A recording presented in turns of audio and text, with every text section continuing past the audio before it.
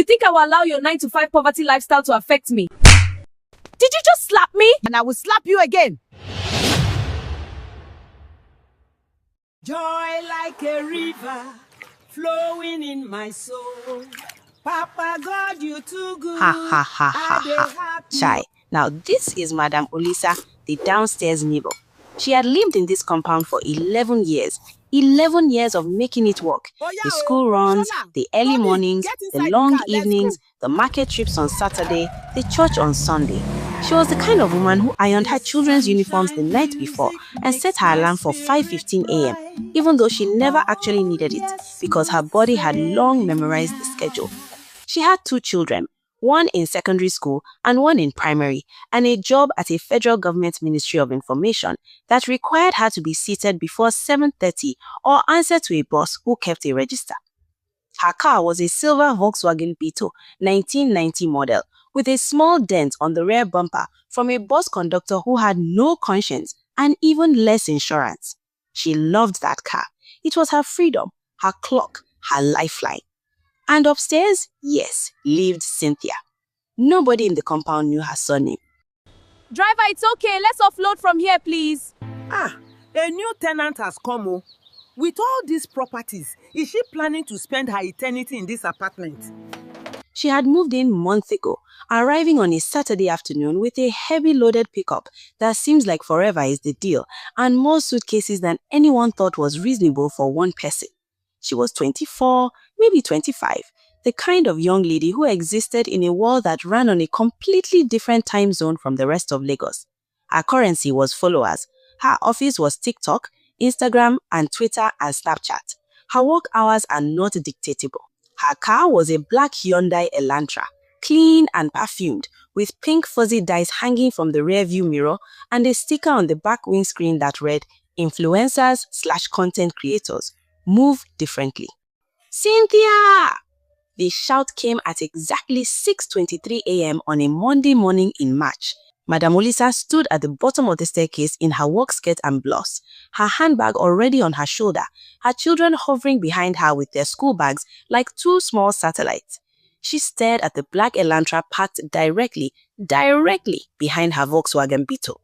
Not slightly, not at an angle, directly, like she used a ruler.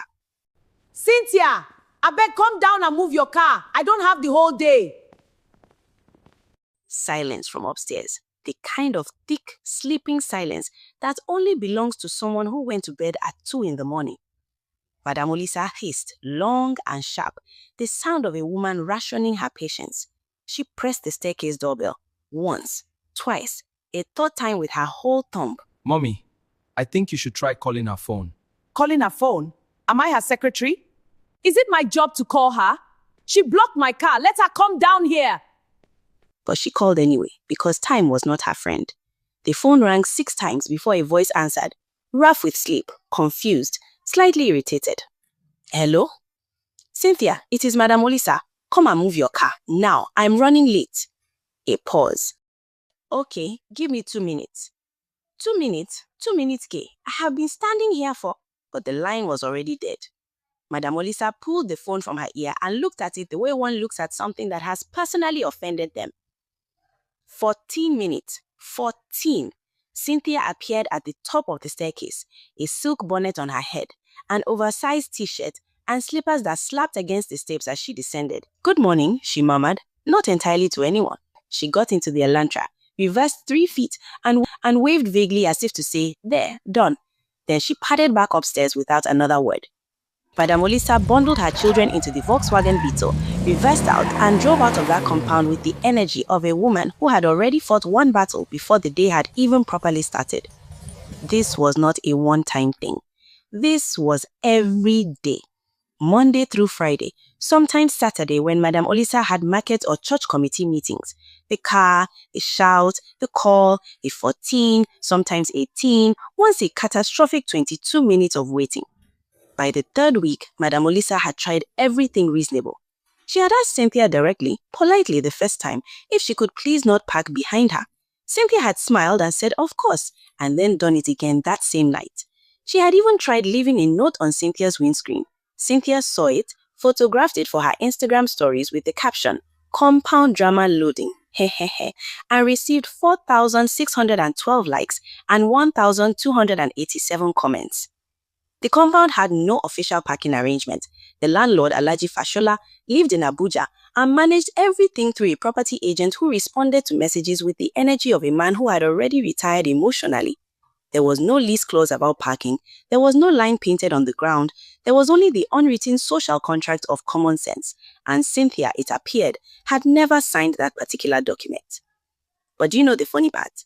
After every morning drama that seems like a compulsory morning meditation, Cynthia will set up her ring light to update her followers how it went between herself and Madam Ulisa. My babies, this is really exhausting. This woman is unwell. I mean, totally unwell. 6 in the morning. 6. She's outside shouting my name like I'm her house girl. Like, bestie, you chose to have children. You chose that schedule. Why is that my fault? The comments were flying. OMG, not the neighbor again. Skull. She sounds exhausting. Sis said, I am not your alarm clock. Lamao, this is every morning. Cynthia laughed at something in the comments, shaking her head. Every single morning. And the way she shouts, oh my God, even my ring light shook. I genuinely think she wakes up angry. Like some people they just wake up and choose chaos, and I refuse to absorb that energy. I really do. More comments, more laughing. You need to move, bestie. My woman king, please set an alarm and move the car before she wakes up. She sounds like my auntie, lol. Then, on a Thursday afternoon, Madam Ulisa was at her desk in the ministry, eating her rice and stew from a flask and talking to her colleague, Mrs. Bankole. Madam Ulisa, I be like say tomatoes no cost reach your side. Oh. For where? I get one new customer for Market Road, just opposite Access Bank. Then Mrs. Bankole suddenly stopped mid-sentence, busted into laughter that left Madam Ulisa confused. Mrs. Bankole, sometimes you dey laugh like village woman. Oh, wetin be that? Madam Ulisa, na TikTok I dey watch. Oh, na this thing dey finish my data now. Oh. Since BC put this TikTok for my phone, I know they miss trending gist. Oh yeah, now make I follow watch small. On the screen was a TikTok live stream. Cynthia in her room, her bonnet pushed back, her face moisturized and glowing in that careful, deliberate way that existed only for cameras. She was talking to the comment section. Madam Ulisa was very still. The entitlement, by the way, Cynthia added, is generational. Like, I feel like older women in Nigeria specifically think the world should pause for them. Which, no love, the world does not pause. Mostly the single mothers, lest I forget, this crazy neighbor claims her husband is based abroad. I know her type, guy. She's a single mother, single to stupor. Her man probably left her due to her sour attitude. The comment section erupted. Madam Ulisa put the phone down on the desk. She picked up her fork. She set the fork down again. She pressed both palms flat against the desk, looked at the window, and said nothing for a very long time. Mrs. Bankole leaned closer and asked in a low tone, Madam Ulisa, are you all right? She called me a crazy neighbor on the internet with thousands of people watching her. Madam Ulisa, what do you mean? 700 comments? They all feel she's right, really? And she even shamed me for being a single mother? Madam Ulisa, make me understand what's going on. Madam Ulisa stood up. She capped her flask. She straightened her blouse. She picked up her phone and for the first time, stretched it further to Mrs. Bankole. Put this TikTok in my phone. Madam Ulisa, you are getting me worried though. Mrs. Bankole, that girl Cynthia is my upstairs neighbor. I'm the crazy neighbor she's talking about. Children nowadays, that's so rude of her. She doesn't know you are old enough to be her mother. Mrs. Bankole collected the phone. She started by installing the app. Then an account was created. Boom! Cynthia's TikTok handle was found. The handle was right there at Cindy Vibes Only. 79,000 followers. A highlight reel of outfits, makeup tutorials, restaurant reviews, and right there at the top of the page, pinned, a video titled Life in a Lagos Compound featuring my unhinged neighbor, story time, crying emoji, car emoji. 312,000 views in under 4 hours. Madam Ulisa stared at that number for a long time. Then she put her phone in her bag, told Mrs. Bankole she was stepping out for air, and walked to the window at the end of the corridor, where she stood very quietly, looking out at the Lagos skyline, the rooftops, the water tanks, the tangle of wires, the haze of afternoon heat, while something cold and purposeful settled into the space behind her eyes. She had built her life around routine, discipline, and the simple dignity of a woman who asked for nothing she had not earned. She woke before the sun, she ironed small uniforms, she packed lunches, she sat in traffic, she managed her home and her children and her car and her 11 years on a delicate street with the quiet competence of a woman who simply handled things. And somewhere upstairs, in a room full of ring lights and pink fuzzy dice, a 24-year-old was using her life as entertainment. She took a long breath, let it out slowly. 312,000 people saw it. She went back to the office. "Mrs. Bankole, what do you think I should do?" she asked quietly. "She has been doing it for weeks," Madam Olisa said. "Her followers are calling me names. Strangers on the internet, Bankole, people I have never met in my life are calling me crazy. Am I really crazy?" Madam Olisa, left for me alone, I will say, you cannot fight her on social media. That is her territory. She will always win there. Her followers will drag you, and even if you are right, you look like the aggressor, and that's likely to push you into depression. "Mrs. Bankole, I'm already depressed seeing this alone, so I should just sit down and suffer?" "No." Mrs. Bankole leaned forward. "You are going to outsmart her, quietly." Madam Olisa narrowed her eyes. "Talk." Mrs. Bankole began explaining, slowly, like someone laying out tiles. The plan was almost elegant in its simplicity. A slow smile spread across Madam Olisa's face, the smile of a woman who has been patient for too long and has just found something sharp to hold. "You are a genius. You suppose know that one since, nah?" Mrs. Bankole added, feeling excited. Madam Olisa began the strategy immediately. Monday was almost easy. She got home by 5:30, parked outside the compound's fence, went inside and made her egusi soup with the calm of someone who had nothing to prove. She even watched one episode of her favorite series. 11:22, Cynthia's headlights swept across the ceiling. Madam Olisa heard the engine. She heard the gate. She put on her slippers, wrapped her robe around her, went outside, moved her car inside, parked neatly behind Cynthia's, and came back up. She slept soundly. Tuesday was fine too. Wednesday, she was tired from a long meeting and almost didn't hear Cynthia come in. She jolted awake at 11:40, fumbled for her keys, and shuffled outside half asleep, but she managed. By the second week, it was starting to wear on her. Thursday night, Cynthia didn't come home until almost midnight. Madam Olisa sat on the edge of her bed in the dark, phone in hand, refusing to sleep because she was afraid she'd miss the sound of the car. Her eyes were burning. She had a budget presentation at 8 the next morning. She kept thinking, just come home, just come home, just come home. The headlight came at 12:43. She moved the car. She came back inside. Meanwhile, upstairs, Cynthia was very much awake. She had settled into her routine of updating her followers the way some people updated their diaries, except her diary had 63,000 followers and a comment section. "Okay, so update for my people," she said into her phone, lying across her bed, ring lights casting her in a warm amber glow. "My crazy neighbor downstairs, yeah, Mama parking lot. Things have been very quiet lately, like suspiciously quiet. She's not knocking, she's not calling. I'm actually a little worried." She laughed, covering her mouth. "Maybe she's finally accepted her fate. I don't know. But listen, my car is parked fine. I'm sleeping fine. Life is fine. God is good." Her followers were delighted. "Finally found her sense," another commented. "Mama parking lot has entered her healing era. Skull emoji. Don't trust the quiet ones, sis." Cynthia laughed at the comments, replied to a few, and went to sleep without a single suspicion in the world.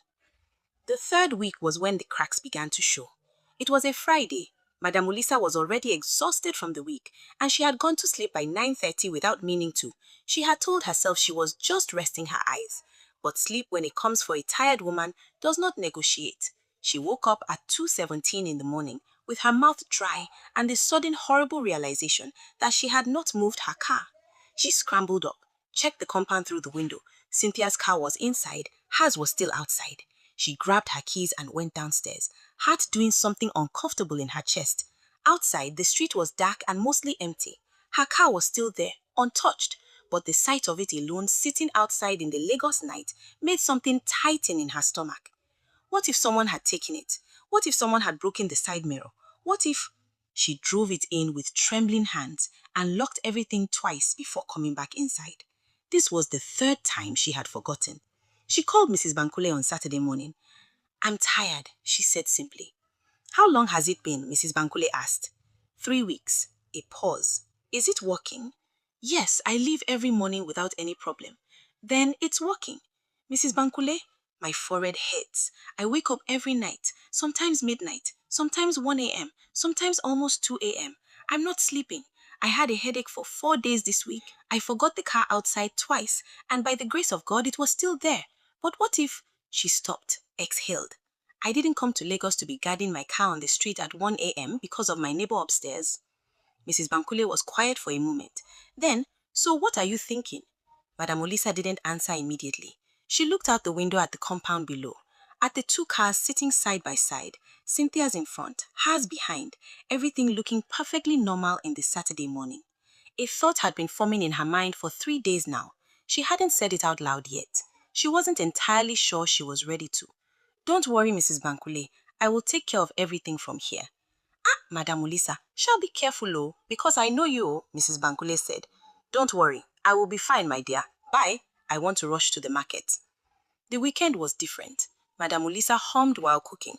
Actually hummed, a tune from the choir at her church, something about triumph and faith. At work on Monday, Madam Bankole noticed immediately. "What is this? What happened over the weekend?" Mrs. Bankole leaned against her desk, studying her like a detective. "Patience, Mrs. Bankole, patience," she said to her happily. That Monday evening, Madam Olisa parked outside the compound at 5:15. She went inside, cooked dinner. By 10 o'clock, they were asleep. She sat by the window with a cup of tea, watching the street. At 11:16, Cynthia's headlights swept across the compound. The car pulled in.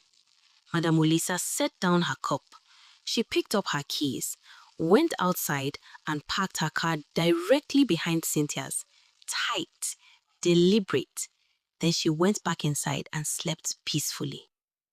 Tuesday morning at 6 a.m., Madam Olisa woke her children, got them ready for school, and dressed herself in her favorite work clothes.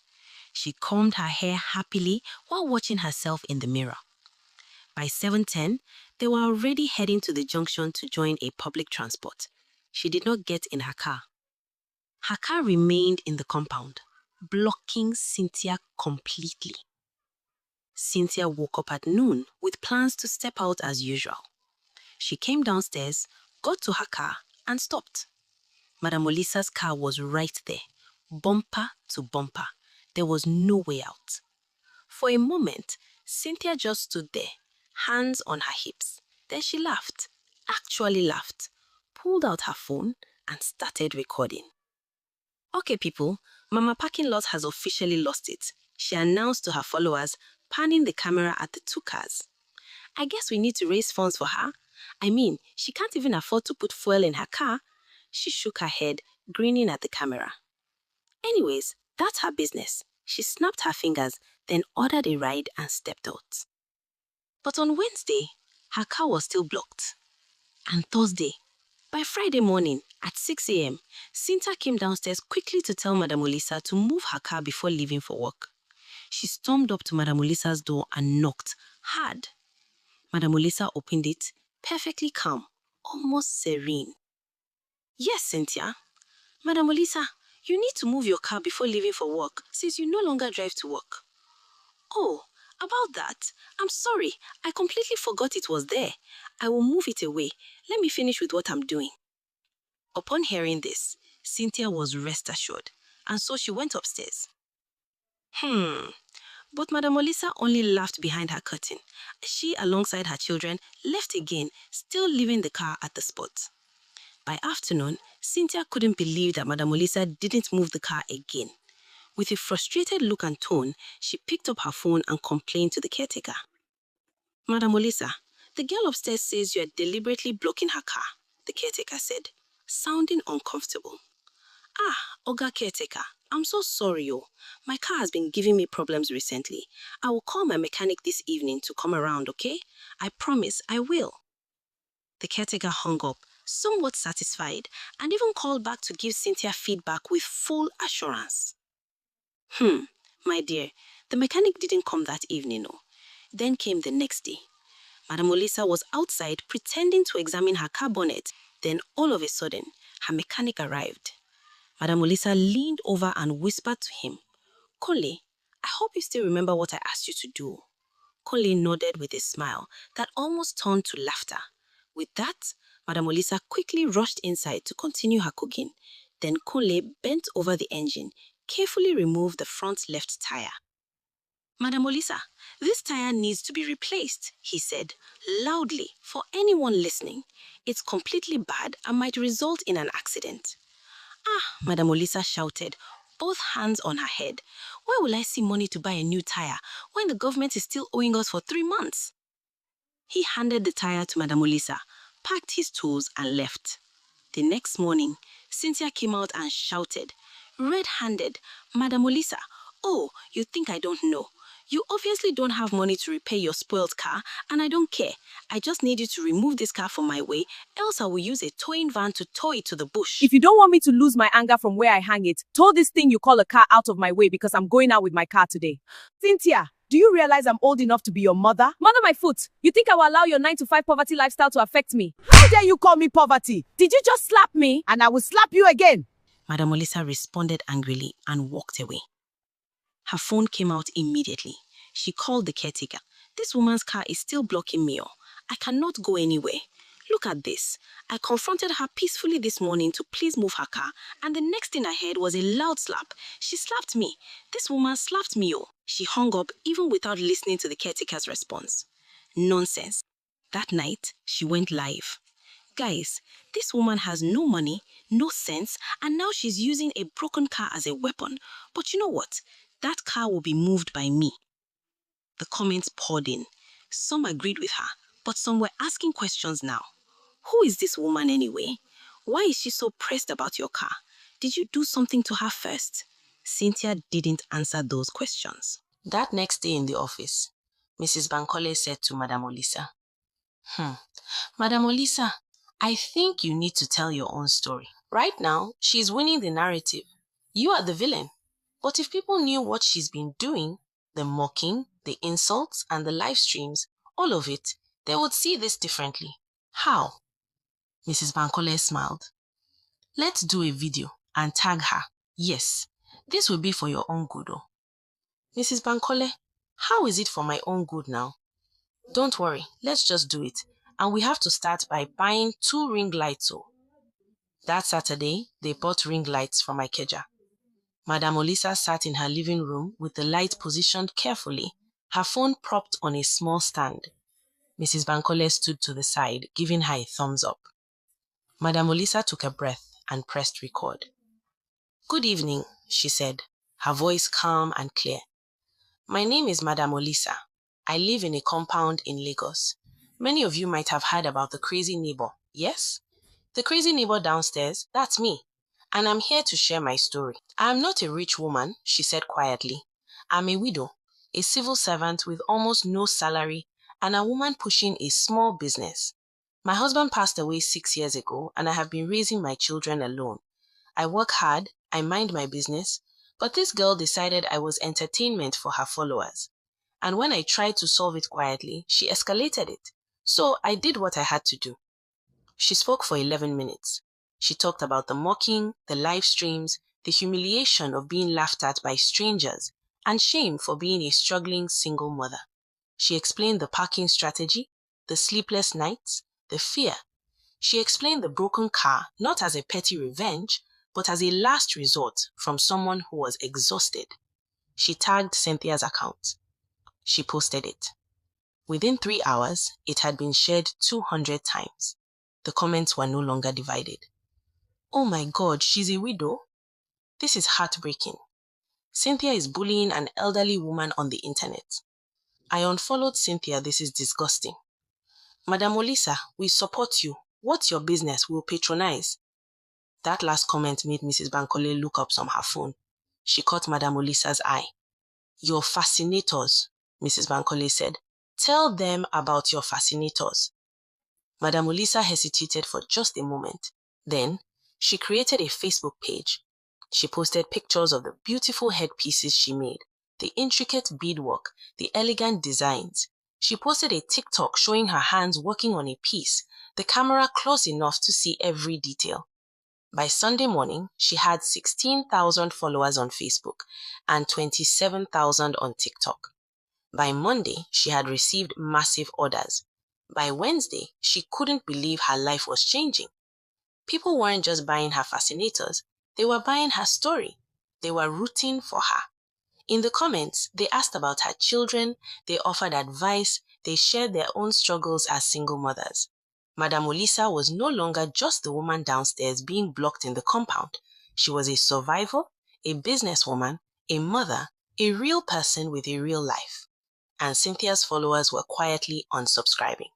The next morning, while still trying to control orders, a knock came in and it was Cynthia. She apologized and Madam Olisa gladly accepted. Then she picked up her phone, called her mechanic to come fix the tire. After that, she moved her car. Since that day, Cynthia always moves her car without waiting for Madam Olisa to call on her. And Madam Olisa became an influencer, marketer, and family lifestyle content creator. Moral lesson: never use someone else's struggle for entertainment. Respect, empathy, and consideration go a long way because what seems funny to you may be someone else's daily pain. Thank you for listening and watching Tales by Excess Joy. Don't forget to like, comment, share, and follow for more amazing stories.